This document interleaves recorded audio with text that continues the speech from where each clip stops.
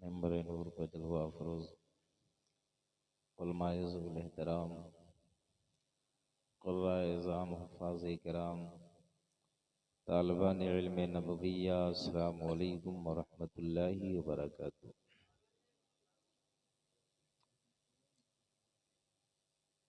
الحمد للہ رب العالمین والعاقبۃ للمتقین، والصلاة والسلام علی سید الانبیاء والمرسلین وعلى آلہ الطیبین الطاہرین ومن اتبعهم اجمعین، اما بعد فاعوذ باللہ من الشیطان الرجیم، بسم اللہ الرحمن الرحیم۔ ان الذین آمنوا وعملوا الصالحات سيجعل لهم الرحمن ودا۔ صدق اللہ المولانا العلی العظیم، وصدق رسولہ النبی الامین الکریم، ونحن على ذلك لمن الشاہدین والشاکرین، والحمد للہ رب العالمین۔ عرض و معروض سے قبل درود پاک پڑھیں۔ اللہم صلی علی سیدنا مولانا محمد مبارک وسلم، صلاۃ و سلاما علیک یا رسول اللہ یا حبیب اللہ صلی اللہ تعالی علیہ وسلم۔ بعد نماز عشاء سے لے کر اب تک نعت و منقبت کے اشعار بھی سنتے رہے اور دو اچھوتے لہجے میں آپ نے تقریریں بھی سماعت کی، جس میں عبدالجابر سلمہ نے، جو میرے شاگرد رشید ہیں، انہوں نے 10-15 منٹ علم کے موضوع پر بہت اچھی باتیں سامنے رکھی۔ اللہ تبارک و تعالی ہمیں بھی علماء کا ادب و احترام عطا فرمائے اور علماء کی ذات کو سمجھنے کی توفیق عطا فرمائے۔ بلا شبہ اس وقت جو قومیں کامیاب ہیں وہ اپنے رہنما کو اصل میں رہنما مانتی ہیں، اس لیے کامیاب ہیں، اور جو قومیں اپنے رہنما کو رہنما نہیں مانتی وہی قوم پستیوں میں ہے۔ اگر آپ کامیاب ہونا چاہتے ہیں تو اپنے قائد، اپنے رہنما کو رہنما اور قائد مانیں۔ یہی بات خطیب اہل سنت، ناشر مسلک اعلیٰ حضرت حضرت علامہ مولانا محمد توفیق صاحب قبلہ علیمی بھی کہہ رہے تھے کہ اگر آپ کو کامیاب ہونا ہے تو سب سے پہلے تعلیمی میدان میں آپ آگے بڑھیں، اور اس کے ساتھ ساتھ یہ بھی آپ پر ضروری ہے کہ اپنے قائد اور اپنے رہنما کو پہچان لیں۔ یہ بات ہم نہیں کہتے، اللہ کے حبیب رحمت کائنات صلی اللہ علیہ وسلم نے بہت پہلے ارشاد فرمائی تھی۔ حدیث پاک کے الفاظ ہیں: اُعْدُ عَالِمًا او متعلما او مستمعا او محبا ولا تکن الخامس۔ اللہ کے حبیب فرماتے ہیں یا تو عالم بنو یا تو متعلم، علم سیکھنے والا بن جاؤ۔ حضور فرماتے یا علماء کی بات سننے والے بن جاؤ۔ اگر یہ بھی نہیں ہو سکتا تو علماء سے محبت کرنے والے بن جاؤ۔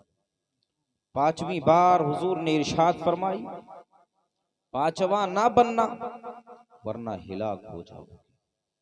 اس حدیث پاک کے پس منظر کو اگر ملاحظہ کریں اور عالم، متعلم اور سامع کی بات نہ کر کر چوتھے نمبر کی بات کریں تو دیکھیں کہ انسان کی کامیابی یقیناً علماء کے ساتھ، علماء کی دوستی سے ہے۔ اہل اللہ سے جب انسان قریب ہوتا ہے تو وہ اہل اللہ سے نہیں، وہ اللہ سے قریب ہو جاتا ہے۔ ایک مثال دوں گا اس لیے کہ مزید کسی تقریر کی ضرورت نہیں ہے، مجھ سے پیشتر بہترین تقریر ہو چکی ہے۔ چوتھی بات، علماء سے کوئی بندہ محبت کر رہا ہے۔ آج جو جعلی اور مکار اور ڈھونگی لوگ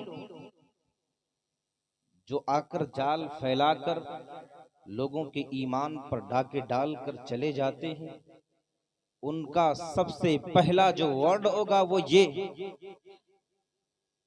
بولیں گے، علماء کے پاس نہ جانا، یہ لوگ ایمان کے ڈاکہ ڈالنے والے ہیں، یہ اہل بیت کے دشمن ہیں، یہ اہل اللہ کے دشمن ہیں، یہ سب کے سب وہابی ہیں، نہ جانا ان کے قریب، یہ تو اہل بیت کو گالی دیتے ہیں۔ اب سب سے پہلا جو مشن کا آغاز کر رہے ہیں وہ علماء سے دور بنانے کے لیے، اس لیے کہ عالم سے جب بندہ دور ہو جائے گا تو وہ عالم سے دور نہیں، وہ شریعت سے دور ہو جائے گا۔ اس لیے شریعت اگر کوئی بتاتا ہے تو عالم بتاتا ہے، اور عالم سے دور ہو جائے گا تو شریعت بتانے والا کوئی بندہ نہیں۔ کیا شمع نیازیوں نے یوں ہی نہیں کہہ دیا کہ قرآن میں کہیں نماز نہیں ہے؟ اور چاہنے والے ماننے والے حضرت نے مجھ سے کہا کہ یہ لوگ کتنے ہیں؟ میں نے کہا بہت ہے، کوئی ضلع اس سے پاک نہیں ہے، شمع نیازیوں سے کوئی ضلع پاک نہیں۔ عقیدہ کیا ہے؟ قرآن کریم میں کہیں نماز کا ذکر نہیں ہے، لوگ مان بھی رہے ہیں کہ نماز کا ذکر قرآن میں نہیں ہے، حالانکہ عالم سے دور ہونے کی وجہ سے لوگوں نے مان بھی لیا، ورنہ چھوٹے موٹے کسی مولوی ہی سے اگر پوچھتے تو کہتا کیا یار آپ نے نہیں اس پڑھا ان الصلاۃ کانت علی المؤمنین کتابا موقوتا؟ کیا آپ نے نہیں سنا کہ نماز کے تعلق سے قرآن کریم میں ایک دو نہیں 700 سے زائد آیتیں موجود ہیں؟ آپ بتائیں 700 سے زائد آیتیں موجود ہو اور ہماری قوم میں کلمہ پڑھنے والے بندے اگر یہ کہیں کہ نماز کا ذکر قرآن میں نہیں ہے تو یہ جہالت نہیں تو اور کیا ہے؟ علماء سے دوری ہونے کا نتیجہ ہے۔ آپ خود سوچیں، آپ کی کسی عالم سے دوستی ہوئی تو حضور نے یوں ہی نہیں فرمایا کہ عالم کی بارگاہ میں بیٹھنے والا گویا میری بارگاہ میں بیٹھنے والا۔ حضور صلی اللہ علیہ وسلم کے جملے صرف جملے نہیں ہوتے، حضور جو فرماتے ہیں وہ حقیقت فرماتے ہیں۔ اللہ کے حبیب نے یوں ہی نہیں فرمایا۔ وجہ یہ ہے کہ بندہ دنیا میں علماء سے محبت کرتا ہے، اسباب دنیا میں پیدا ہوتے ہیں اور پروردگار عالم جنت کا دروازہ آخرت میں کھول دیتا ہے۔ ایک چھوٹی سی مثال سامنے رکھو، ماسٹر صاحب کے لڑکے کی شادی ہے، ماسٹر صاحب سے تمام لوگ بزید ہوئے، تمہیں یہ کرنا ہے، گانا بجانا، یہ تمام چیزیں کرنی، میرے پاس پہنچے نہیں، دوستی اپنی جگہ ہے لیکن میں آ نہیں پاؤں گا، اس لیے کہ یہ کسی مولوی کا مسئلہ نہیں۔ اللہ کے حبیب مشکات میں فرماتے ہیں کہ ایسی شادیوں میں شرکت نہ کرو، ایسی دعوت میں شرکت نہ کرو۔ یہ تو لوگوں نے بتا دیا کہ یار یہ تو مولوی کا مسئلہ ہے، ہم نے ان کو بتایا کہ نہیں میں شرکت نہیں کر پاؤں۔ اور محبت جس شے کا نام ہے اسے ہر بندہ جان سکتا ہے، محبت کی بہت ساری قسمیں کرنی پڑیں گی۔ محبت اصل اگر ہے ان سے اور ہماری محبت ہے نا تو یہ کہیں گے نہیں ہم لوگوں کو چھوڑ دیں گے لیکن حضرت آپ کو نہیں چھوڑیں، آپ ہمارے قائد اور رہنما ہیں، اور ہم کوشش کریں گے کوئی نہ چھوٹے، بچوں کو سمجھانے کی کوشش کریں گے، علاقے کے لوگ جو پریشر ڈال رہے ہیں ہم انہیں بھی سمجھانے کی کوشش کریں گے، لیکن یہ کام نہیں کریں گے۔ آپ کو آنا ہے، میری وجہ سے انہوں نے یہ محفل چھوڑ دیا کہ نہیں چھوڑ۔ اب اسباب کیا ہوئے کہ یہاں ایک محفل کو چھوڑنے کی وجہ سے جس گناہ کو ہم چھوٹا گناہ سمجھتے ہیں 1500 لوگ گانے کی آواز سنیں گے اور قرآن کریم اور حدیث طیبہ سے یہ بات بالکل ظاہر ہے کہ جب بندہ کوئی گناہ تنہا کرتا ہے تو وہ گناہگار ہوتا ہے، لیکن کسی گناہ کا اگر بندہ موجد ہے، اللہ کے حبیب فرماتے ہیں سب کے گناہ اکٹھا کیے جائیں گے اور جو موجد ہے اس کے سر پہ ڈال دیا جائے گا۔ ہم نے کیسے سوچ لیا یہ گناہ ایک چھوٹا گناہ ہے؟ نہیں، اللہ کے حبیب فرماتے ہیں کہ گانے بجانے کی آوازیں نفاق کو دل میں اسی طرح ابھارتی ہیں جس طرح سے پانی سبزے کو اگا دیتا ہے۔ اور اللہ کے حبیب یہ بھی فرماتے ہیں اللہ کا ذکر لوگوں کے دلوں کو نور اسی طرح بناتا ہے جس طرح سے پانی سبزہ اگا دیتا ہے۔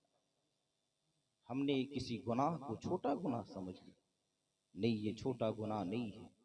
آپ خود سوچیں، ایک عالم سے محبت کی وجہ سے انہوں نے گناہ چھوڑ دیا، اور صرف ایک گناہ نہیں، کوئی گمراہ ملا، اسی طرح کی باتیں کی۔ حضور کو علم غیب نہیں ہے، میرے پاس آئے، کیا حضور کو علم غیب نہیں ہے؟ میں نے کہا ایسا تو نہیں۔ وَعَلَّمَكَ مَا لَمْ تَكُنْ تَعْلَمُ وَكَانَ فَضْلُ اللَّهِ عَلَيْكَ عَظِيمًا۔ قرآن کریم میں متعدد آیتیں ہیں، میں نے سنا دی، گئے پلٹ کر جواب دیا، میاں میرے ایمان پر ڈاکہ نہیں ڈال سکتے، ہم اگرچہ کالج کے پڑھے ہوئے ہیں لیکن ہمارا اٹھنا اور بیٹھنا مفتی صاحب کے ساتھ میں۔ جواب پا جائے گا، قریب نہیں آئے گا۔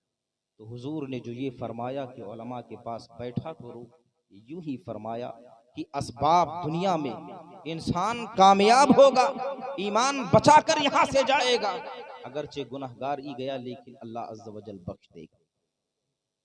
اس لیے حضور نے فرمایا کہ عالم سے محبت کرو۔ پانچویں بات حضور نے فرمائی کہ نفرت نہ کرنا، دشمنی نہ کرنا، دور نہ بھاگنا۔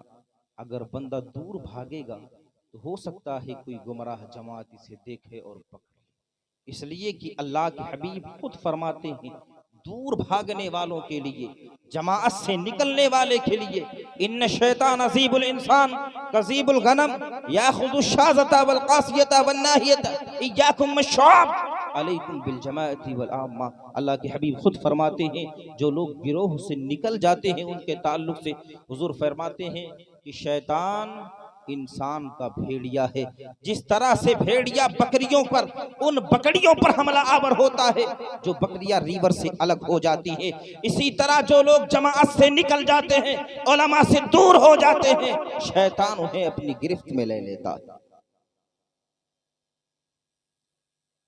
علماء سے محبت بہت ضروری ہے۔ میں یہ نہیں کہتا کہ ہم ہی سے کر ڈالو، نہیں، کسی اچھے سے کر ڈالو۔ اچھے سے دوستی تو وہ عالم ہو یا غیر عالم، صحبت تو ویسے بڑی اچھی چیز۔ بس اس محفل میں کچھ باتیں بہت ضروری ہیں، وہ بتا دوں۔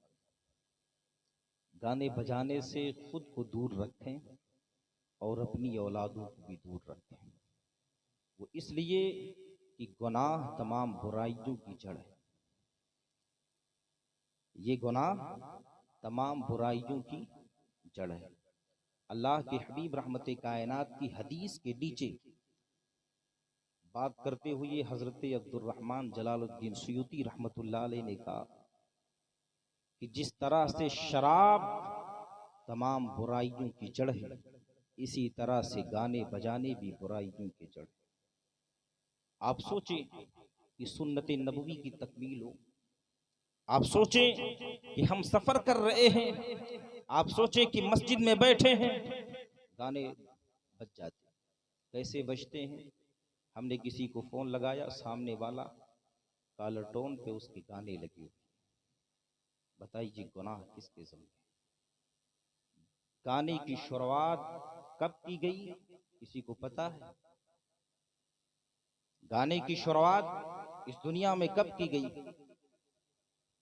حضرت داؤد علیہ السلام کی آواز کے مقابلے میں اس کی شروعات کی گئی۔ کس نے کیا؟ شیطان نے کیا۔ اللہ تبارک و تعالی نے حضرت داؤد علیہ السلام کو جو آواز دیا تھا، جو آواز آپ کو ملی تھی، جب آپ پڑھتے تھے تو بچے مہینوں مہینوں تک ماں کا دودھ نہیں پیتے تھے، جب آپ قرآن کریم پڑھتے، جو آیتیں اللہ نے آپ کو جو صحیفہ عطا کیا تھا، جب وہ پڑھنا شروع کرتے تو مہینوں تک جنگل کے جانور گھاس چرنا بند کر دیتے تھے۔ جب آپ پڑھنا شروع کرتے تو یہاں تک کہ مچھلیاں رک جاتی، پانی کی سطح پر آ کر حضرت داؤد علیہ السلام کی زبان سے آواز سنتی تھی، وہ کلمات سنتی تھی۔ جب آپ پڑھنا شروع کرتے تھے تو اللہ اکبر، فرشتے نازل ہوتے۔ اس آواز کے مقابل میں شیطان نے دیکھا کہ تمام مسلمان یکجا ہو جاتے، محفلیں انعقاد ہوتی۔ شیطان نے پھر بانٹنا شروع کیا۔ اس نے بانسری بنائی، بانسری کے ساتھ تنبورہ بنایا، اس کو بجانا شروع کیا۔ اب مسلمانوں کی دو جماعت ہو گئی، کچھ تنبورے کی جانب، بانسری کی جانب، اور کچھ حضرت داؤد علیہ السلام کے کلام کو سننے کے لیے۔ پتہ چلا کہ گانے کا سب سے پہلا جو موجد ہے وہ شیطان ہے۔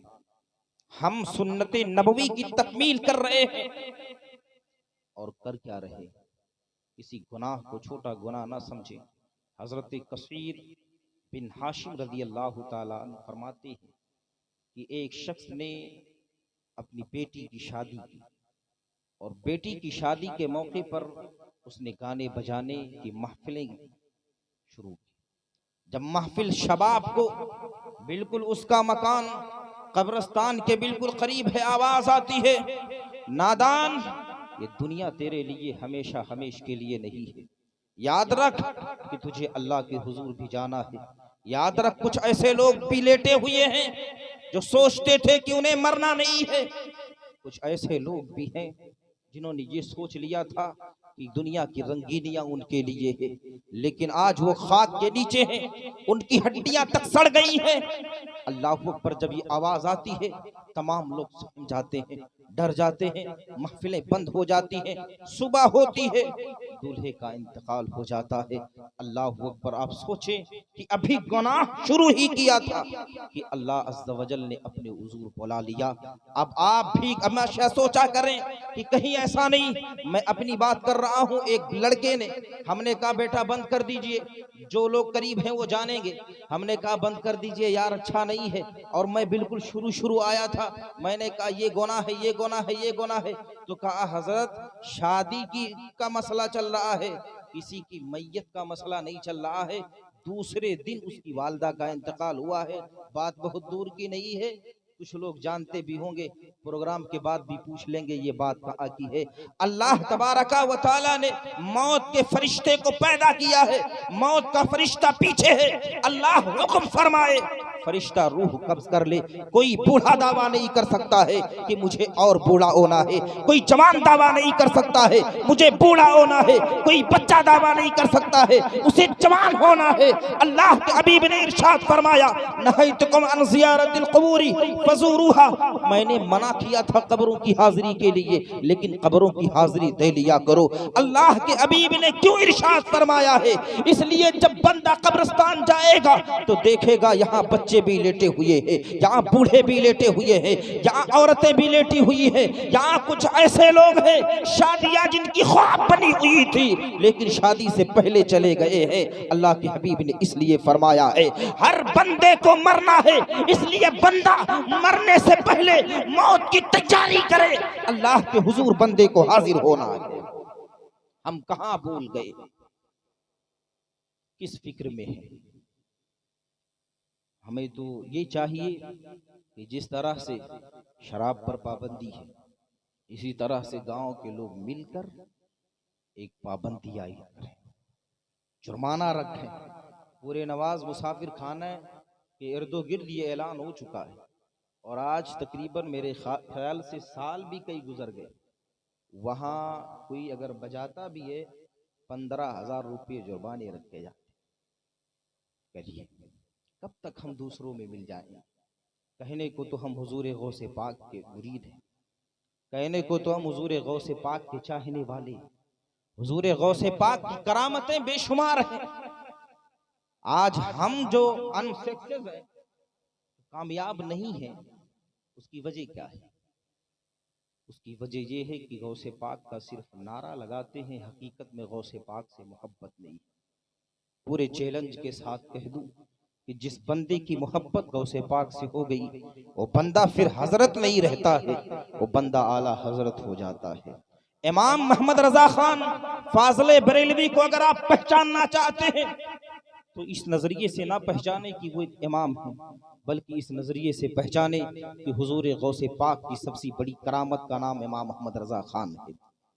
آپ سوچ رہے ہوں گے کیسے، تو سن لیجیے۔ جب بندہ کسی سے محبت کرتا ہے تو پروردگار عالم اس کے فیضان کو اس کے اوپر جاری فرماتا ہے۔ حضور صدر الشریعہ علیہ رحمہ فرماتی ہیں کہ حضرت کی بارگاہ میں تھا، کئی سال تک آپ تھے، مصنف بہار شریعت تھے۔ آپ فرماتے ہیں کہ میں نعیم الدین مراد آبادی سید صاحب اور حضرت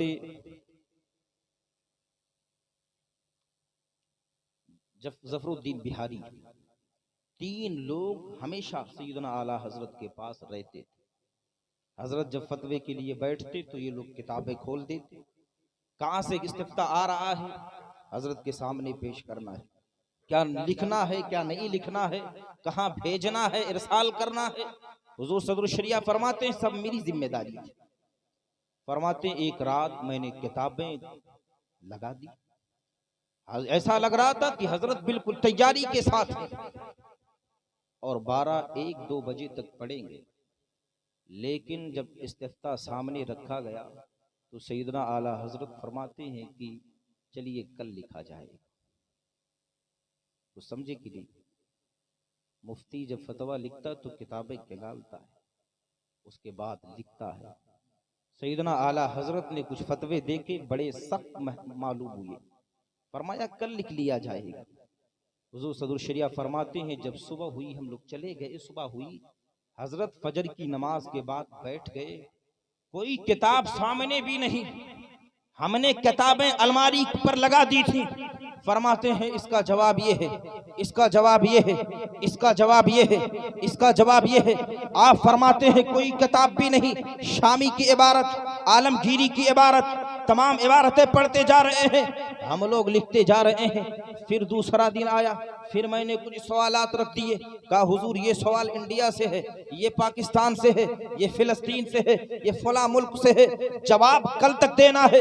آپ فرماتے ہیں ایسا محسوس ہو رہا تھا ایک ہی نشست میں حضرت لکھ دیں گے، لیکن جب آپ نے استفتاء دیکھا تو آپ نے فرمایا آج نہیں صبح لکھ دیں گے۔ اللہ اکبر۔ حضور صدر الشریعہ فرماتے ہیں اللہ کی عزت کی قسم باہر تو آ گئے، لیکن ہم تینوں لوگوں نے مشورہ کیا آج دیکھیں گے کہ رات میں کون سی کتاب پڑھتے ہیں جس سے یہ فتویٰ دیتے ہیں۔ ایسا تو نہیں کوئی کتاب گھر میں موجود ہو اسے پڑھتے ہو اس کے بعد فتویٰ دیتے ہو، آج دیکھا جائے گا کہ سوال کا جواب کہاں سے لیتے ہیں۔ آپ فرماتے ہیں محبت تو بڑی تھی لیکن دیکھنا چاہ رہا تھا کہ یہ علم کا دروازہ کہاں سے کھلتا ہے، امام کو کہاں سے مل جاتا ہے۔ آپ فرماتے ہیں دروازے پر ہوئے، یہاں تک کہ ہم لوگ دیکھ رہے ہیں آپ رضی اللہ تعالیٰ عنہ اعلیٰ حضرت نے لائٹ بند کر دی، چراغ بجھا دیا، بجھانے کے بعد بستر کے قریب گئے۔ سیدنا صدر الشریعہ فرماتے ہیں ایک اجالا، ایک روشنی ظاہر ہوا، اس روشنی میں ایک بزرگ ظاہر ہوئے، بزرگ اعلیٰ حضرت کے بستر پر گئے، سیدنا اعلیٰ حضرت کھڑے ہوئے، بزرگ لیٹ گئے، پیر دبا رہے ہیں، کہتے حضور ایک سوال یہ ہے، ادھر سے بزرگ کہتے اس کا جواب یہ ہے، اس کے بعد پھر کہتے حضرت ایک سوال یہ ہے، کہا اس کا جواب یہ ہے۔ فجر کا وقت ہو گیا، اعلیٰ حضرت پیر دبا رہے ہیں، کوئی قصہ کوئی کہانی نہیں ہے۔ علامہ برہان الدین جبل پوری نے اور بڑے بڑے علماء نے اس واقعے کو لکھا ہے، کوئی قصہ کہانی نہیں ہے، اس کے لیے بہت ساری باتیں بھی بیان ہو سکتی ہیں۔ اعلیٰ حضرت رضی اللہ تعالیٰ عنہ جب تہجد کے قریب اٹھتے ہیں کیا دیکھتے ہیں کہ دروازے پر یہ تینوں لوگ کھڑے ہوئے ہیں، کہا تم سونے کے لیے نہیں گئے؟ اعلیٰ حضرت غصہ ہو رہے ہیں، کہا حضور گستاخی معاف ہو لیکن دیکھنا چاہ رہے تھے، جواب آپ کو کہاں سے مل رہا ہے؟ آپ فرماتے ہیں یہ بات کسی کو میں نے بتائی نہیں ہے، جب دنیا پریشان ہوتی ہے تو احمد رضا کے پاس آتی ہے، جب ممبئی کا مفتی پریشان ہوتا ہے تو احمد رضا کے پاس آتا ہے، انڈونیشیا کا مفتی پریشان ہوتا ہے احمد رضا کے پاس آتا ہے، عرب و عجب کے مفتی جب پریشان ہوتے ہیں تو احمد رضا کے پاس آتے ہیں، احمد رضا پریشان ہوتا ہے تو بغداد کے شہنشاہ کے پاس جاتا ہے۔ آنے والی ذات کا نام کچھ اور نہیں ہے، عبد القادر جیلانی ہے، وہ آئے ہوئے تھے، ہم سوال عرض کر رہے تھے، وہ جواب عنایت فرما رہے تھے۔ نعرہ تکبیر، نعرہ تکبیر، نعرہ رسالت، نعرہ رسالت، اعلی حضرت، زندہ باد، اعلی حضرت، زندہ باد، نعرہ تکبیر، نعرہ رسالت۔ یا رسول اللہ۔ بات سمجھ میں آئی کہ نہیں؟ کتنے لوگوں کو آئی ہے؟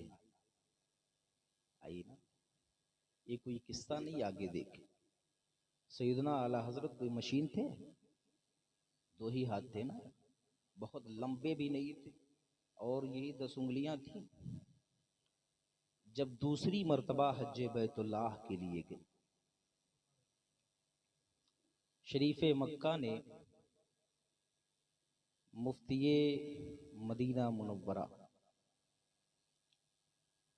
ان سے کہا کہ یہاں چند لوگ ہیں، اس وقت چند ہی لوگ تھے، ترکی کی حکومت تھی، وہابیوں کا کہیں اتا پتہ نہیں تھا، چپکے سے گھس گھس کے آ رہے تھے۔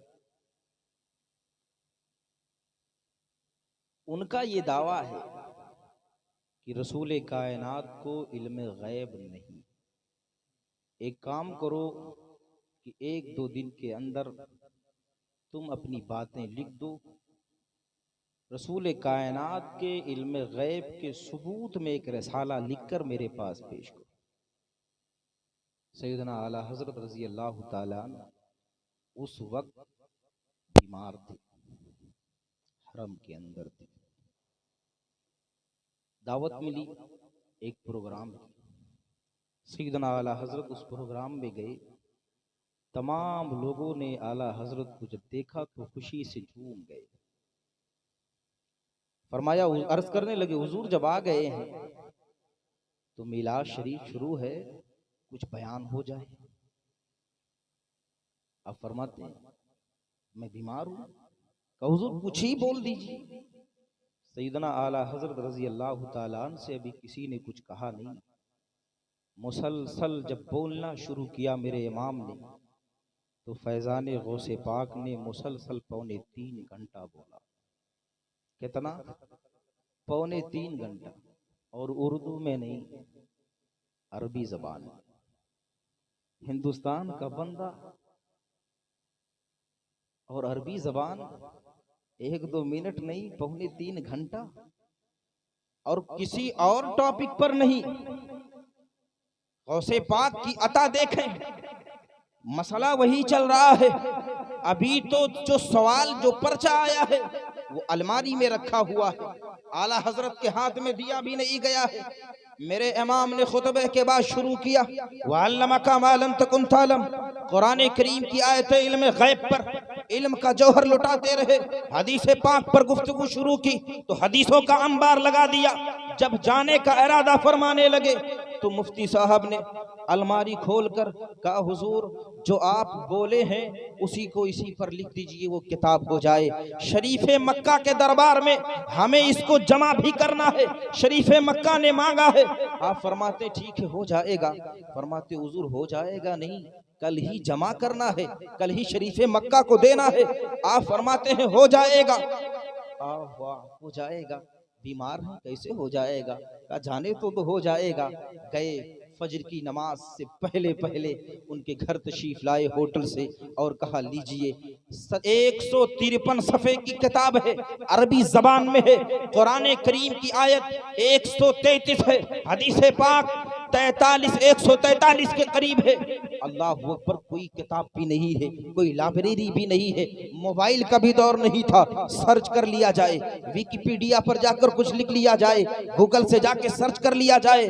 میرے امام نے سرچ کہاں سے کیا، امام نے کہاں سے لیا، امام کو کہاں سے ملا؟ جب اعلیٰ حضرت امام محمد رضا نے وہ کتاب شریف مکہ کے دربار میں پیش کیا تو شریف مکہ نے کہا اللہم یوتی وہاؤلاء یمنعون، اللہ کی عزت کی قسم، اللہ نے اپنے محبوب کو علم غیب دیا ہے، یہ وہابی اس کے منکر ہے، اللہ کے حبیب کو علم غیب ہے۔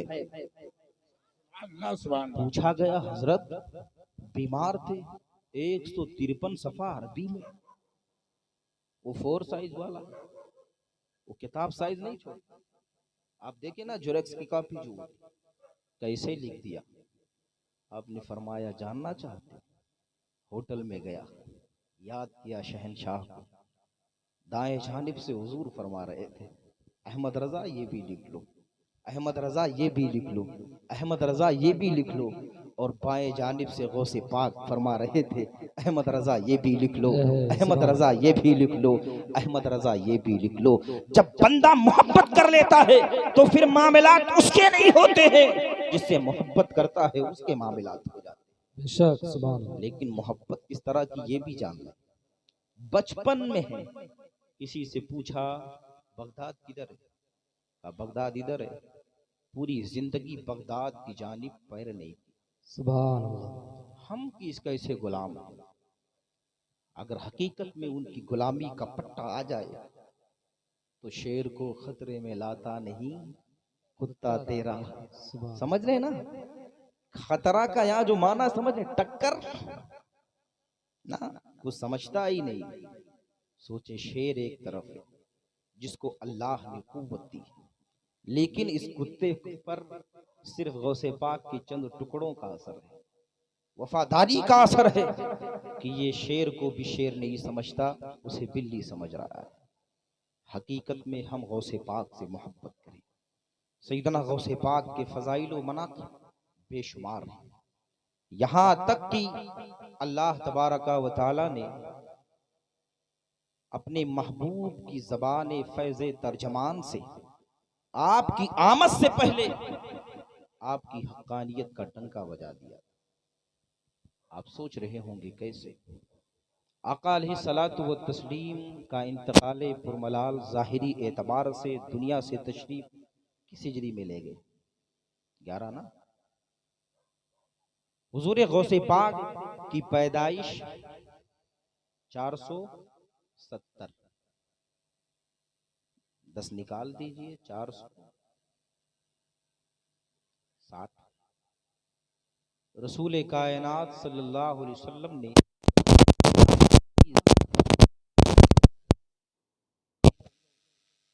حضرت سیدنا عمر بن خطاب رضی اللہ تعالیٰ عنہ کو بلایا، اور بلانے کے بعد کہا کتا ہے، اسے لے جا کر قرن میں ایک بندہ میرا محبوب ہے، میں اس سے محبت کرتا ہوں، وہ مجھ سے محبت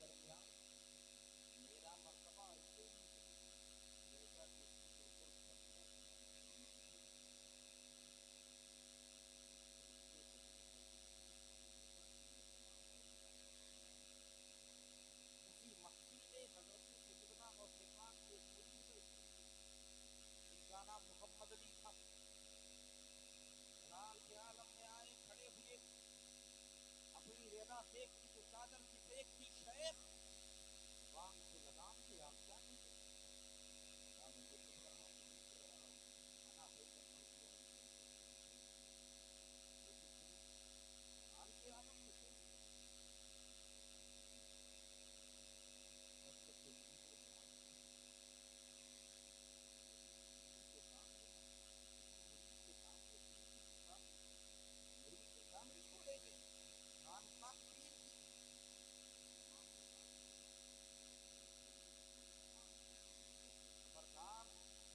آگے نہ جانا اللہ کی عزت کی قسم میں دیکھ رہا ہوں کہ اس کے جسم کے ہر ہر حصے سے ہزاروں کی انقلاب کی جاری یہ کوئی اللہ کا مقرب بندہ ہے قریب نہ جانا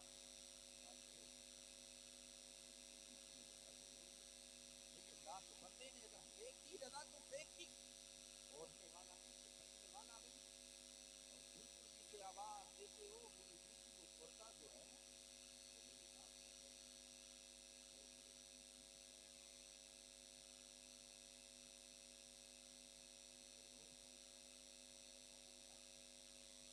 آتا رہا خان صاحب آج تو خلاف نظام مسئلہ بالکل الگ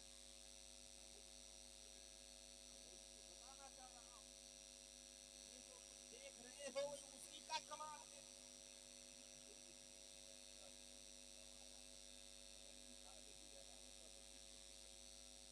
یہ میرا قدم تمام اولیاء اعظام کی گردنوں پر ہے میرے شیخ عبد القادر کا جملہ ہے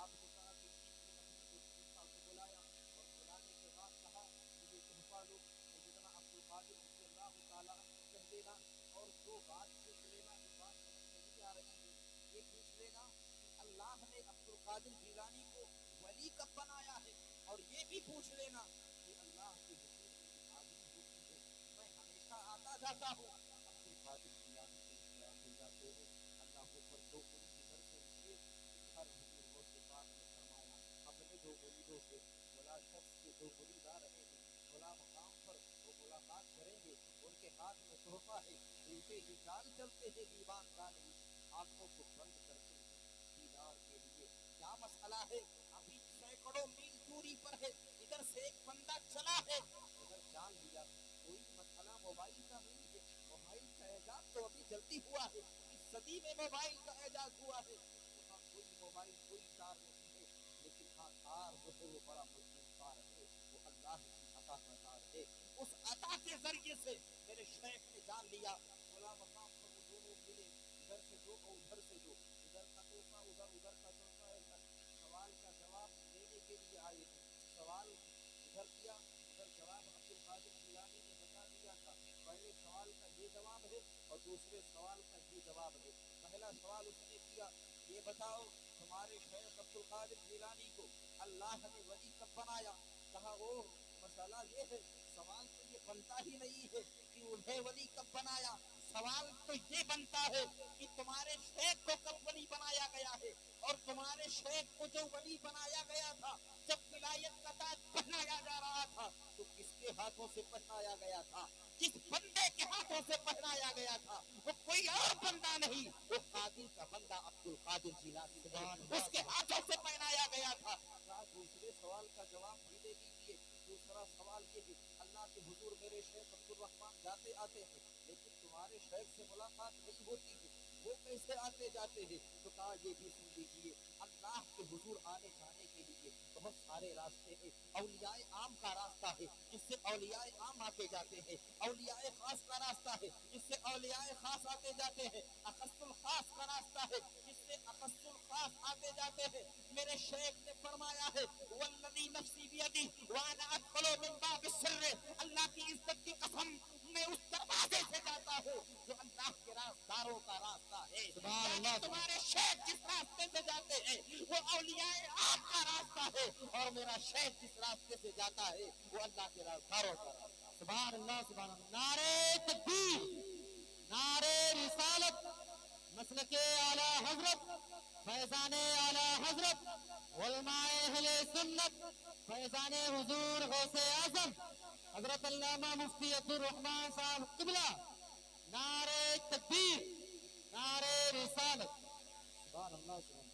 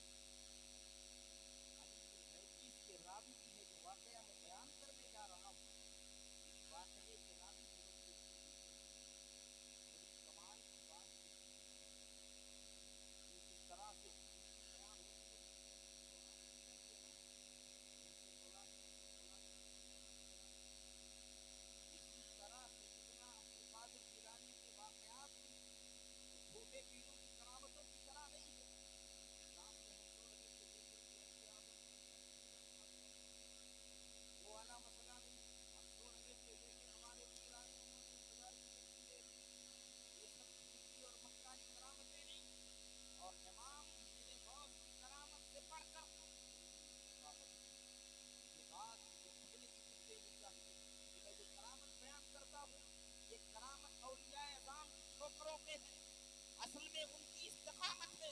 جب استقامت کے باغ پر عبور حاصل کر لیتے ہیں تو پروردگار عالم باب کرامت کھول دیتا ہے. اصل استقامت سے نہیں ہوا گیا آپ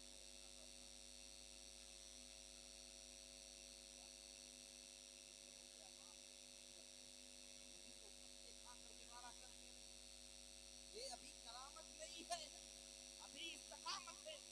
ہانڈیوں میں کھانے باغ میں پکائے جاتے ہیں, پہلے ہانڈیاں سے جانچ کی جاتی ہے, روٹے استعمال کے لیے باغ میں آتے ہیں, مجھے روٹے سکھائے جاتے ہیں, بنائے جاتے ہیں. اللہ کے اولیاء اعظام, اللہ کے ولیوں سے ہم کرامتیں باغ میں دیکھتے ہیں. پہلے رب تمہیں خوب آزما لیتا ہے اور اللہ آزما لیتا ہے.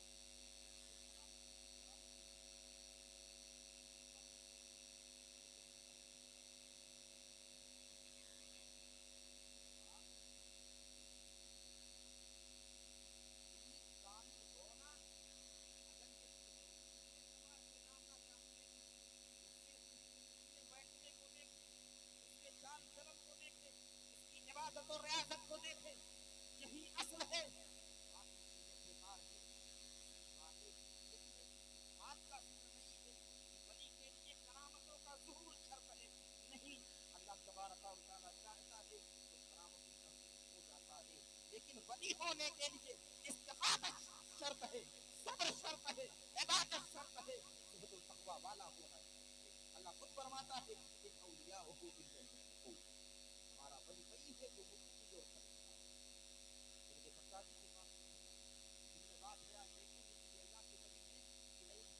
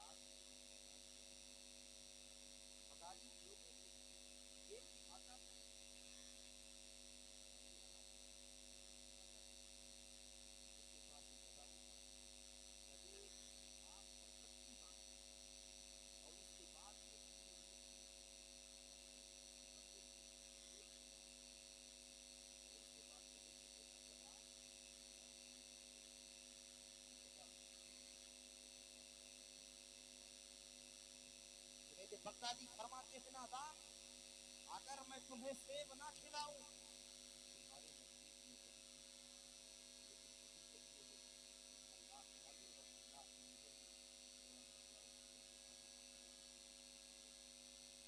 गधा भी उन चीजों को जान लेता है। विलायत का मेयार नहीं है, विलायत का मेयार इस्तिकामत है, होना है।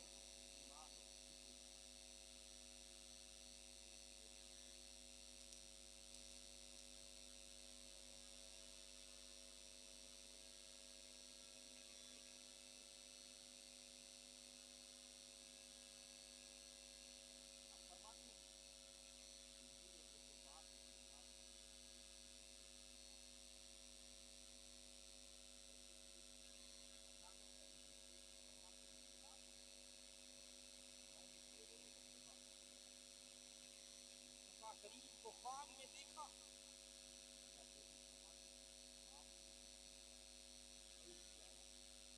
शैतान को इतनी ताकत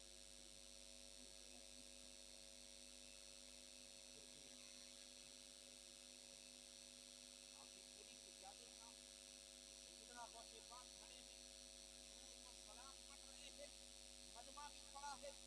आज खड़े होकर सलाम पर बड़ी पाबंदियां हैं।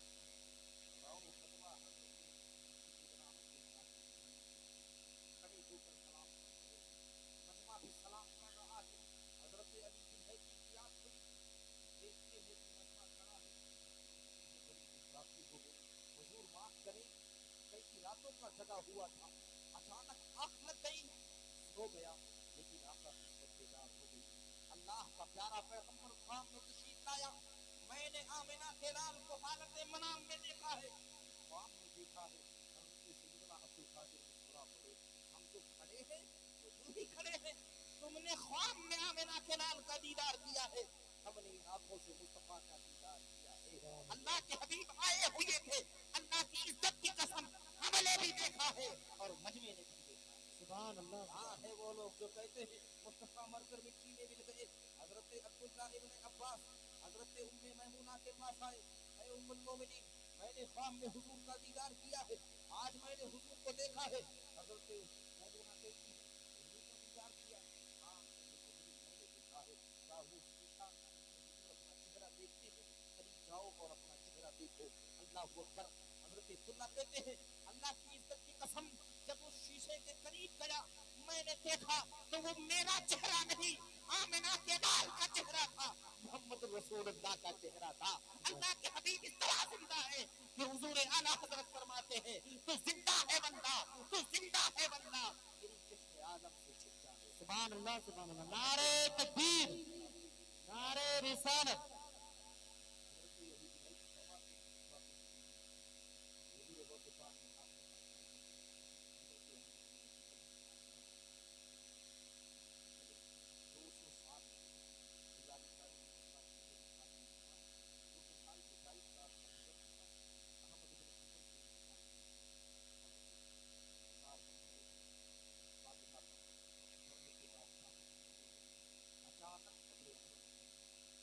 अचानक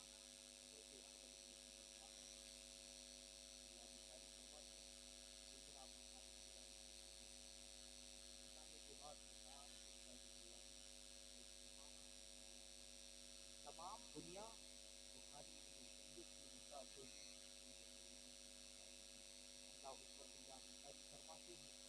अल्लाह की इज्जत की कसम, आपके जो खिदमत किए थे परवरदिगार आलम ने दिलों को अल्लाह के एक वली की जबान से जो बात निकली थी, वो बात अल्लाह ने इस कदर कबूल फरमाई कि सैयदना गौसे पाक के जमाने में आग के टक्कर का ना कोई मुहद्दिस मौजूद था, ना कोई फकीह मौजूद था, ना कोई मुफस्सिर मौजूद था। जिन मसाइल में अरब व अजम के उलमा परेशान होते, अब्दुल कादिर जिलानी सिकंदों में हल फरमा दिया करते। इसी में मुल्ला नसाई फरमाते हैं हज़रत उमर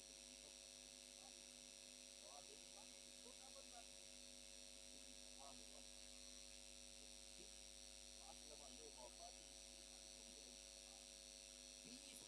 काफिरों ने जनाजे की तादाद देखकर 20,000 कुफार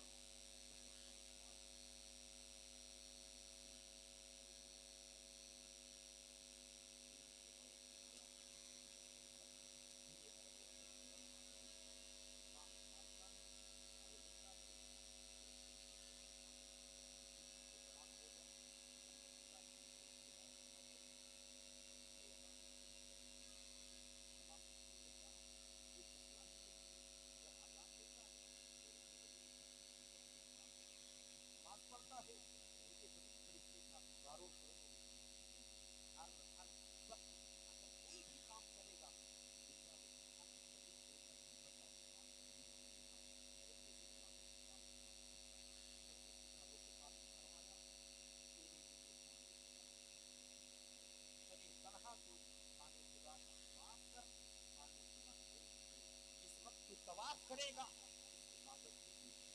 ہوگا جہاں تمام مفتیان اعظام کی عقل ختم ہو جائے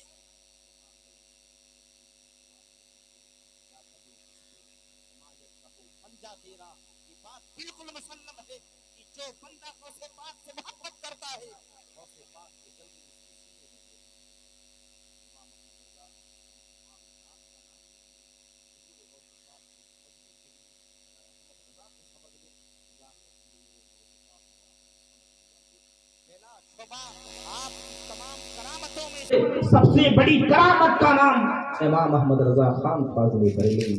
اللہ عز و جل کی بارگاہ میں دعا ہے کہ پروردگار عالم صاحب خانہ شادی کی تقریب تھی نا ابھی 2 دن پہلے کہ شادی کی تقریب میں خوب برکت جو کچھ رسول کائنات صلی اللہ علیہ وسلم کی سنت پر عمل کیا گیا رشتے قائم کیے گئے پروردگار عالم اس میں الفت و محبت عطا فرمائے بحق واتقوا اللہ الذی تساءلون به والارحام وصلی اللہ تعالی علی خیر خلقہ ونور عیشہ محمد وآلہ وصحبہ اجمعین۔ میری آنے والی نسلیں تیرے عشق ہی میں مچلیں انہیں نیک تم بنانا مدنی مدینے والے۔ السلام علیکم ورحمۃ اللہ۔